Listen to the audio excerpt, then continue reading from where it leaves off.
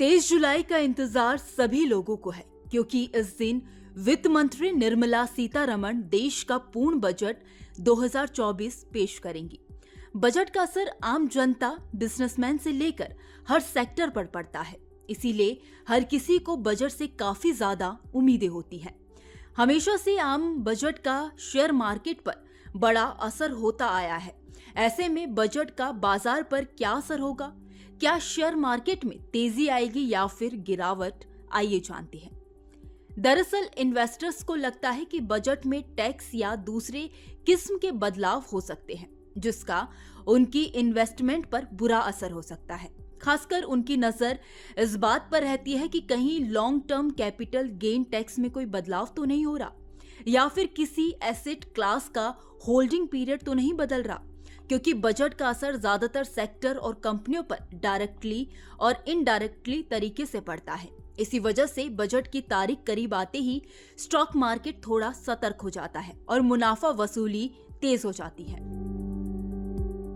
इस बार भी share market हमेशा की तरह बजट से पहले सतर्क हो गया है। उसकी एक और चिंता भी है, फ्यूचर एंड ऑप्शंस ट्रेडिंग को लेकर। दरअसल futures and options trading derivative contract होते हैं। इसमें इन्वेस्टर्स को सहूलियत मिलती है कि वे कम पूंजी के साथ किसी स्टॉक, कमोडिटी, करेंसी में बड़ी पोजीशन ले सकते हैं। इसमें जितना ज्यादा मुनाफे की गुंजाइश रहती है, उतना ही ज्यादा खतरा भी होता है।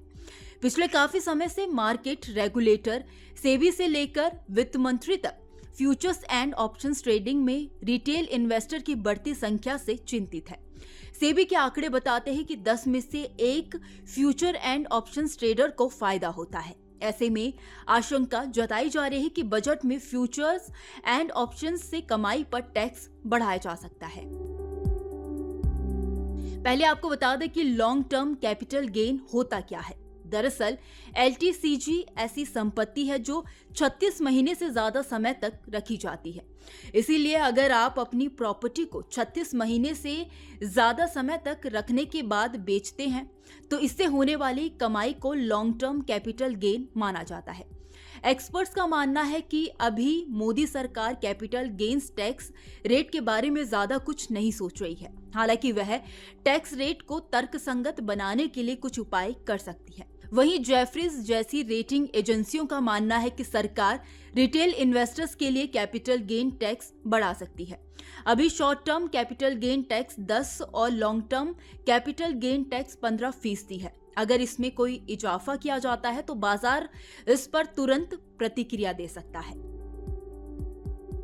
शेयर मार्केट के नाम पर होने वाली वित्तीय धोखाधड़ी काफी बढ़ गई है, खासकर टेलीग्राम, फेसबुक और व्हाट्सएप जैसे प्लेटफॉर्म के जरिए। कई बार मशहूर वित्तीय हस्तियों के नाम पर इन्वेस्टर्स को ठगने की कोशिश की जाती है। ऐसे में आप किसी भी स्टॉक में पैसे ना लगाएं। वहीं कई फाइनेंशियल इन्फ्लुएंसर्स पर भी स्टॉक की कीमतों में हेराफेर करने के आरोप लगे हैं। ऐसे में उम्मीद है कि बजट में शेयर मार्केट में होने वाली धोखाधड़ी को रोकने के लिए ऐलान हो सकता है। बजट के बाद शेयर मार्केट का हाल कैसा रहता है, यह काफी हद तक बजट में हुए ऐलानों पर निर्भर करेगा। खासकर उन सेक्टर के शेयरों में ज्यादा तेजी आ सकती है जिनके लिए सरकार बजट आवंटन बढ़ाएगी।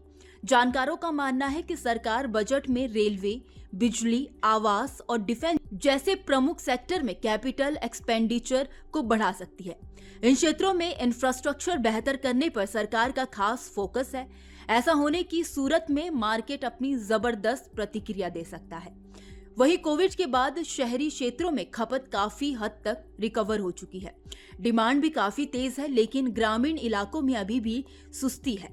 ऐसे में वित्त मंत्री ग्रामीण क्षेत्रों में खपत बढ़ाने का उपाय कर सकती है। अगर ऐसा होता है तो फास्ट मूविंग कंज्यूमर गुड्स यानी कि FMCG सेक्टर के शेयरों में उछाल देखने को मिल सकता है। खैर, इस खबर में इतना ही। इस खबर को लेकर आपकी क्या राय है, आप हमें कमेंट सेक्शन में जरूर बताइए। वीडियो अगर पसंद आया हो तो वीडियो को लाइक और शेयर करना ना भूलें।